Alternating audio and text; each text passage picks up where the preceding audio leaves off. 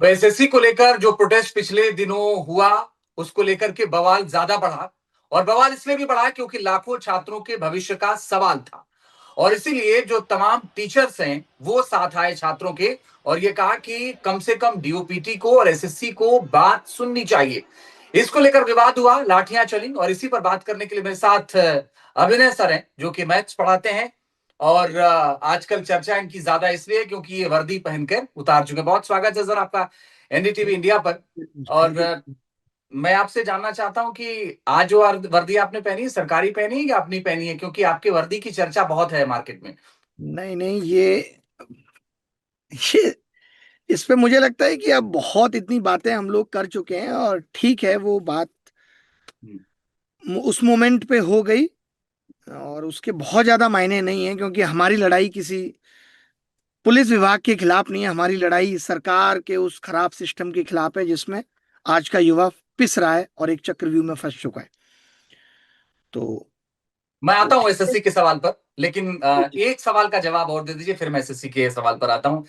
क्या अभिनय शर्मा को अब कोई वर्दी पहनने का कोई इरादा तो नहीं है गवर्नमेंट की? नहीं, हम्म। यानी सवाल ही नहीं उठता है। और मैं तो कहता हूं कि आप इस सिस्टम को ठीक करिए, हम भी पढ़ाएं बच्चों को, उनकी मंजिलों तक पहुंचाएं। और हम्म। आप एक अच्छी राजनीति करिए इस देश में। हम्म। सिर्फ एक चेहरे की राजनीति या सिर्फ एक पार्टी या सत्ता पाने की राजनीति नहीं होनी चाहिए। देश में सुधारों की और देश को आगे ले जाने की राजनीति करने का वक्त है।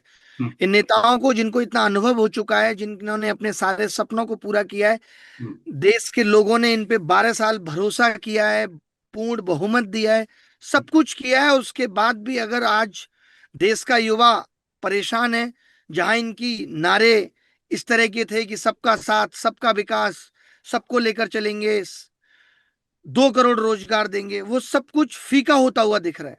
ठीक है। मैं इसलिए शायद अब लोग एसएससी नाराज पर हैं। लौटता हूं सर। हाँ, मेन समस्याएं क्या हैं? बहुत सारी, क्योंकि बहुत सारी समस्याओं की बात हो चुकी है। उन नहीं, मैं फिर समस्याओं का से एक चीज समाधान। कहूंगा, मैं हाँ फिर से एक बिल्कुल सर, चीज आप कहूंगा कंप्लीट करिए। हाँ जी।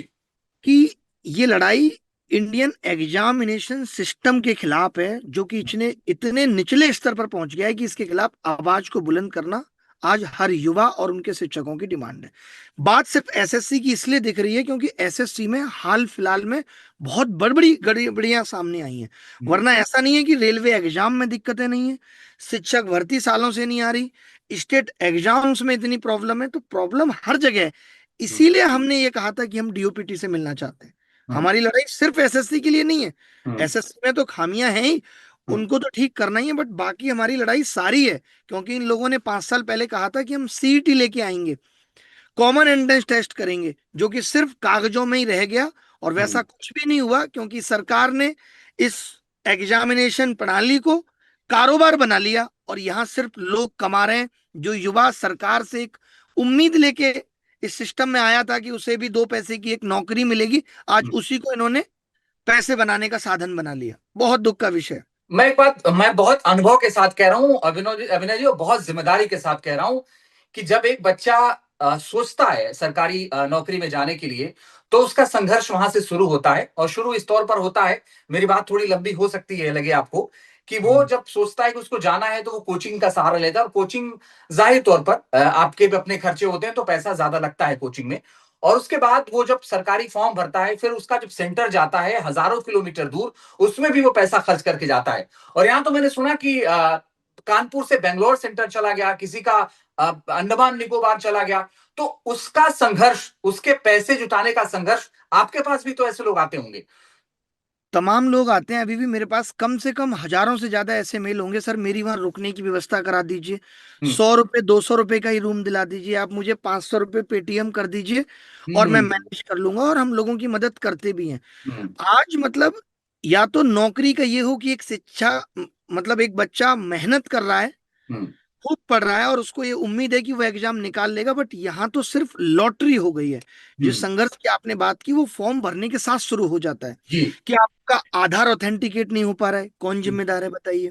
हम्म, उसके बाद किसी तरीके से फॉर्म भर गया तो पेमेंट फीस अटक रही है, कोई हेल्पलाइन नंबर नहीं है जहां पे वो बच्चा इसकी शिकायत कर सकता है।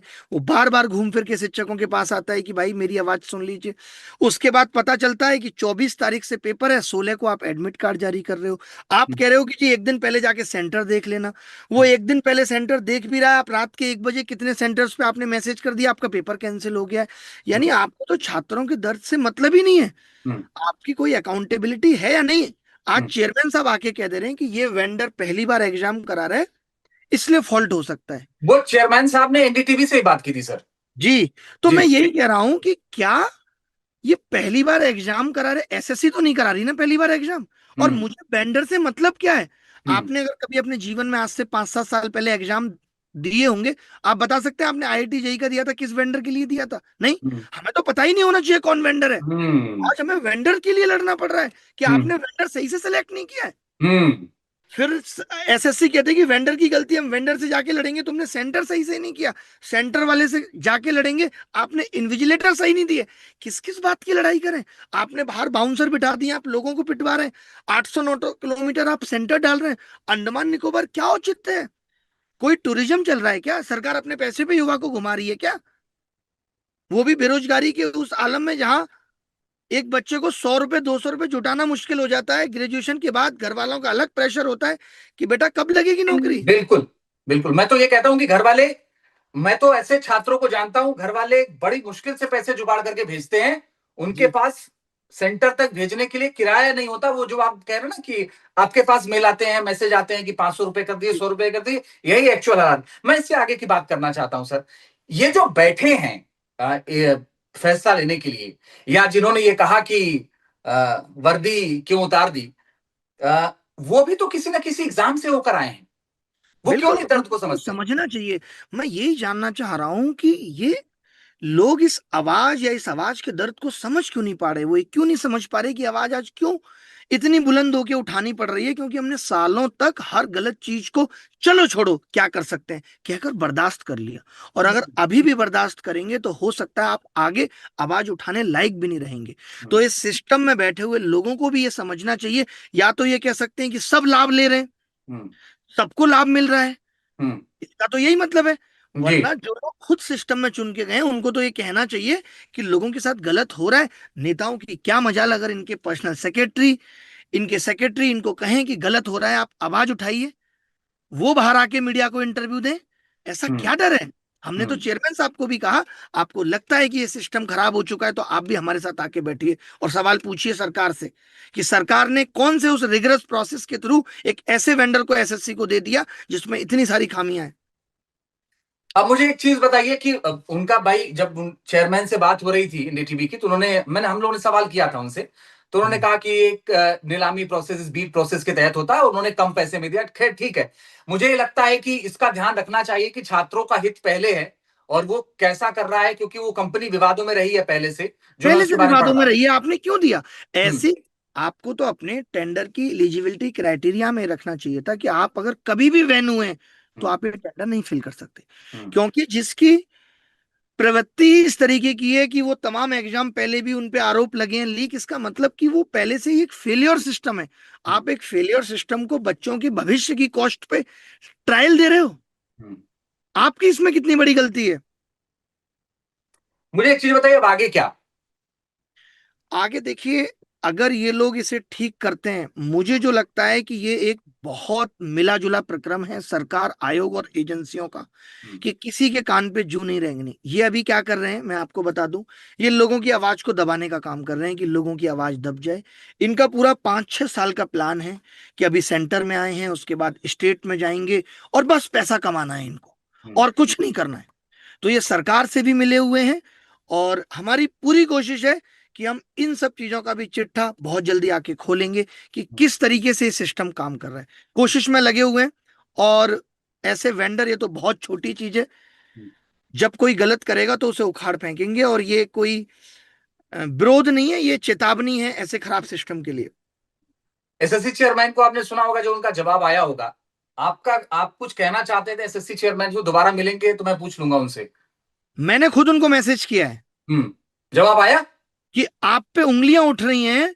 जवाब आप आया? आप तो नहीं, अभी बिल्कुल भी नहीं आया। मैंने कॉल भी किया, कॉल उठाया उन्होंने, सब हाँ, कुछ सुना, हाँ, बोला कुछ नहीं। और अच्छा। उसके बाद मैंने मैसेज किया कि हम्म, एडिक्विटी जैसा बेंडर आपको भी बदनाम करेगा और आपको बदनाम करने की कोशिश भी करेगा। हम्म, आपको जवाब देना चाहिए आगे बढ़ के आके। तो हम्म। अभी तक तो कोई जवाब नहीं आया। हो सकता है सैटरडे संडे है, साहब मंडे को जवाब दे। हो सकता है तैयारी कर रहे होंगे जवाब का, और जवाब देना भी चाहिए। मेरा मानना है कि अगर कोई चीज पब्लिक डोमेन में है और जी। उसका जवाब अगर देना है तो देना चाहिए। तो मैं मगर मिल के आप आया था जी। उनसे 3 बार, उन्होंने कहा था कि हम इस सिस्टम को ठीक करने की भरपूर कोशिश कर रहे हैं। हम्म, ये आपकी कोशिश थी कि आप जो सिस्टम पहले से था उसको और इतना बर्बाद कर देंगे, एक बच्चे को इतना मानसिक रूप से प्रताड़ित कर देंगे कि वो सिर्फ कीबोर्ड और अच्छे कंप्यूटर की भीख मांगेगा कि बस मेरा तो एग्जाम ही करा लो।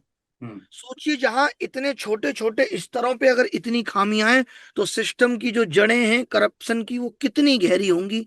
हम्म। इसको हम सबको मिलकर उखाड़ना पड़ेगा। मैं आप जैसे मीडिया वाले लोगों को भी बहुत धन्यवाद देता हूं कि अब ये आवाज उठ गई है, तो इसको दबने नहीं देना है। सर मैं बहुत ईमानदारी से कह रहा हूं कि उन छात्रों के दर्द को मैं समझता हूं। वो इसलिए क्योंकि मेरे आसपास बहुत छात्र ऐसे हैं, मैंने उनका संघर्ष देखा है कि वो एग्जाम की तैयारी कर रहे हैं, मानसिक दबाव उन पर है कि एग्जाम निकाल लो, एग्जाम कैंसिल हो जाता है, फिर वो दोबारा तैयारी करते हैं, फिर उसी मानसिक स्थिति से गुजरते हैं और सिलेक्शन नहीं होता। बड़ी बात तो ये कि उम्र निकल जाती है साहब। सबसे बड़ी आप बताइए, रेलवे का फॉर्म भरा के 500 रुपए ले लिए, 4 साल तक एग्जाम नहीं। कितने सारे बच्चे बेचारे इधर उधर अपने जीवन में कुछ कुछ करने लगे। कितना इंतजार करे एक युवा। पता है, सरकार इसीलिए इतनी कठोर और संवेदनहीन हो गई कि उन्हें अब विरोध से फर्क नहीं पड़ता, क्योंकि उन्हें लगता है जनता भूल जाती है। अरे ट्विटर पे ट्रेंड होगा, फिर कोई नया इश्यू आ जाएगा, परसों सब भूल कर फिर ही लोग वही धर्म को बचाने की दौड़ में लग जाएंगे। भूलने की आदत आज सत्ता की सबसे बड़ी ताकत बन गई है। तो बस हमें इसी बात का ध्यान रखना है कि इस बार कुछ भी भूलने नहीं देना, लगातार चोट करना है। जो उस युवा की आवाज है, जो हम इतने साल से सुन रहे हैं, जो इनको लगातार कचोट रही है, उसको दबने नहीं देना। क्योंकि आज सत्ता को वोट की गारंटी मिल गई है। उनको पता है कि जाति, धर्म, प्रचार, भाषा, इन सब की चाशनी में लपेट कर जनता को हम हर बार फुसलाते रहेंगे। तो ये अब और नहीं चलेगा। अब आपको अपने, आज आप देखते होंगे चुनावी मुद्दे में, अब तो कोई सरकार ये भी नहीं कहती आकर के, पहले ऐसा होता था जब चुनाव आने वाला होता था तो सरकारें पेट्रोल डीजल भी सस्ता कर दिया करती थी। नहीं, ऐसा नहीं होता था, मानते हैं? बिल्कुल। आज आप देखेंगे ये भी नहीं होता। हम्म, सोचिए, सरकार कितना कॉन्फिडेंट है कि हम्म, उसको लगता है अब इन बातों से भी फर्क नहीं पड़ रहा, वोट तो हमें मिलना ही है हम्म, और हम वो समीकरण बना के जीत तो लेंगे। और सरकार को लेकिन एक बात समझनी चाहिए, हम्म, जो मैं ये डायरेक्ट बात देश की सेंटर में बैठी हुई सरकार और पार्टी से कहना चाहता हूं कि आपको ये समझना होगा कि देश के 100% लोगों ने आपको वोट नहीं दिया है। हम्म, आप जीते हो सकता है आपको 38%, 39% लोगों ने पसंद किया हो, लेकिन बचे हुए 60% लोग आपकी विचारधारा को नहीं मानते।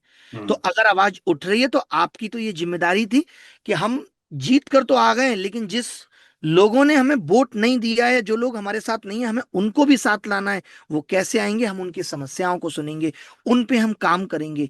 मुझे दुख होता है आज की देश के प्रधानमंत्री साहब की इतने सब मामले के बाद भी कोई ट्वीट या कहीं ऐसा सुनने में नहीं आया होगा कि उन्होंने ये कहा हो आपको, उन्होंने ये लिखा हो कि आज देश का शिक्षक लाठियां खा रहा है, हम इस पे कार्रवाई करेंगे। आज देश का युवा, हम तो यही समझ रहे हैं कि सब सरकार के इशारे पे ही हो रहा है। आप में से किसी को चोट भी लगी थी ना शायद? कई सारे टीचर्स हैं ऐसे हाँ, जिनको चोट लगी है, जिनको हम्म, लाठियां पड़ी हैं। ये बहुत ही दुर्भाग्य की बात है। जहां हम एक तरफ विश्वगुरु बनाने की बात करते हैं, मोदी जी की एक वीडियो मैं देख रहा था, बहुत वायरल हो रही थी, जिसमें वो अच्छा शिक्षक सर, सर मिशन एक बात बता रहे बताओ, थे। आप कब से पढ़ा रहे हैं मैथ? मैं 2007 से पढ़ा रहा हूँ, मुखर्जी नगर में 2012 से पढ़ा रहा अच्छा, 2007 से पढ़ा रहे हैं तो मेरे ख्याल से 12, 5, 17, मतलब 15 साल के लगभग हो गए, 15, हूँ 17 आराम साल, से। 18। तो बहुत सारे तो वहां आपके स्टूडेंट भी रहे होंगे। मैक्सिमम ऐसा कोई डिपार्टमेंट नहीं है, जीएसटी, इनकम टैक्स, पुलिस, जहाँ पे हमारे पढ़ाए हुए बच्चे नहीं है। हम्म। आज हम एयरपोर्ट चले जाएं, कहीं भी चले जाएं। तो उन्होंने कहा नहीं कि गुरुजी प्रणाम, आप कहाँ आ गए इस प्रदर्शन में, हम तो नहीं नहीं सिस्टम नहीं, का हिस्सा है। हाँ, वो बताते हैं कि सर बताइए, इतनी सारी दिक्कतें, उनके छोटे भाई बहन भी तो आज तैयारी कर रहे हैं। हाँ, हाँ। बिल्कुल। जब मैं वहां से जा रहा था, ये सब हुआ, तो दो सब इंस्पेक्टर ने ही मुझे रस्सी नीचे करके निकाला, क्योंकि इन्होंने रस्सी का एक गोल घेरा बना दिया था ताकि हम्म, कोई बाहर भाग ना सके, सब पे हम्म, लाठी चार्ज कर दें। हम्म। तो मतलब आपके पढ़ाए हुए डिपार्टमेंट में है और पढ़ाए हुए ही जो है वहां ड्यूटी कर रहे थे जिन्होंने आपको रोका। डीओपीटी से कोई बात हुई अभी आपकी? कल शायद संभावना है कि मुलाकात होगी। ठीक है। तो जैसा भी अपडेट होगा हम दर्शकों तक बताएंगे, आपके माध्यम से भी पता ही चलेगा। बहुत शुक्रिया अभिनय शर्मा हमारे साथ जुड़ने के लिए और हमसे बात करने के लिए, बहुत धन्यवाद आपका। Thank you very much.